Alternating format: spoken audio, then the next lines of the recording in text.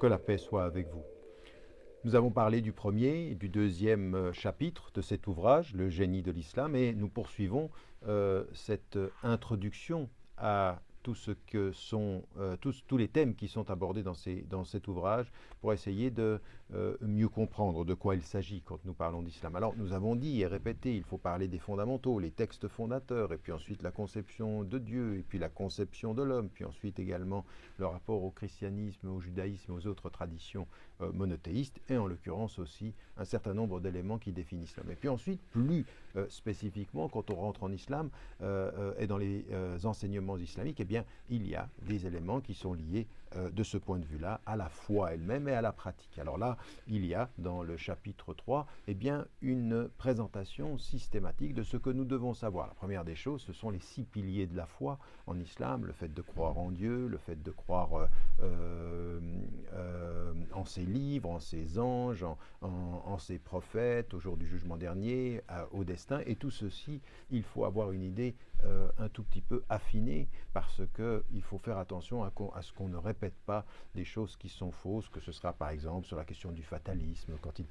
il s'agit de la destinée, ou quand il s'agit en même temps de tout ce qui est du règne de l'invisible, parce que les 6 piliers de la foi touchent au règne de l'invisible. Et puis, ensuite, il y a les éléments pratiques. Alors c'est là que l'on sait que l'islam a 5 piliers, et donc ici, ce dont il est question, ce sont ces 5 piliers de l'islam. C'est une deuxième section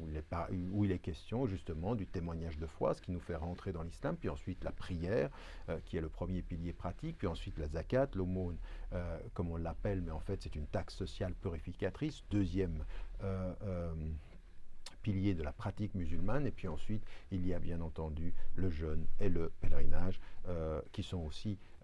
et chaque fois présentés avec non pas simplement les règles techniques de leur application, mais leur sens spirituel, parce que le plus important c'est ça, les piliers de la pratique dans la foi exigent que nous soyons de ce point de vue-là extrêmement clairs sur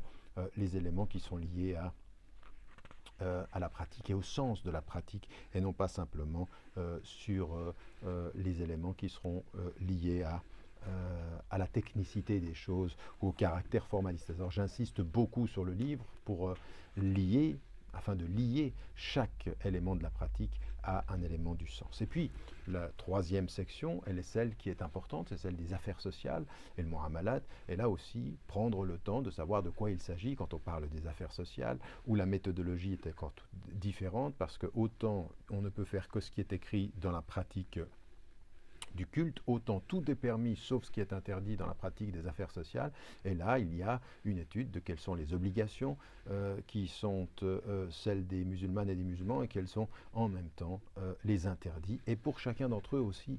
aller plus loin que simplement rappeler des choses qui sont, par exemple, sur la question du foulard dont je parle, sur la question de l'alcool, sur la question de la viande de porc, sur un certain nombre de choses aussi qui sont intégrées à la réflexion. Et ce que j'ai voulu faire dans cet ouvrage-là, c'est répondre à toutes les questions que les musulmanes et les musulmans peuvent avoir, mais également à ceux qui sont d'autres traditions religieuses qui ne connaissent pas l'islam, mais non pas simplement dans une série de réponses à des questions, mais beaucoup plus fondamentalement dans un exposé général qui montre ce que c'est que l'islam et qui intègre ces éléments-là à une réflexion qui soit une réflexion plus profonde. Donc voilà, en l'occurrence, quelque chose qui est important dans cette réflexion-là, quelque chose sur laquelle il faut s'arrêter, sur les affaires sociales. Dernier élément et dernière section de ce troisième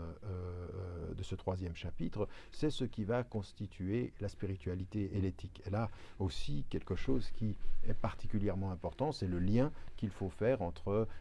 eh bien, la pratique et puis le sens des choses, le sens spirituel. Définir déjà ce que c'est que la spiritualité. Le mot lui-même en arabe n'existe pas en l'état, mais il est référé à plusieurs choses, toute la dimension de la tradition, de la réforme de soi, de la purification de soi, tazkiyat an-nafs par exemple, ou de la réforme, l'islah an-nafs, et la quête de paix également, cette spiritualité, et qui est liée aussi à un élément qui insiste beaucoup sur le comportement, sur l'éthique appliquée, c'est-à-dire, puisque le prophète lui-même a dit je n'ai été envoyé que pour parachever les bons comportements. Et là, il y a une dimension très très importante entre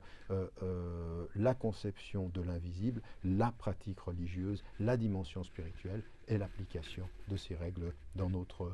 quotidien avec le bon comportement, avec le comportement de bien. Voilà, le troisième chapitre insiste beaucoup sur ces éléments-là, en approfondissant, répondant à chacune des questions de la façon la plus accessible et en même temps la plus profonde qui soit. Je vous retrouve pour le quatrième chapitre et avant-dernier chapitre de cet ouvrage dans une autre petite section,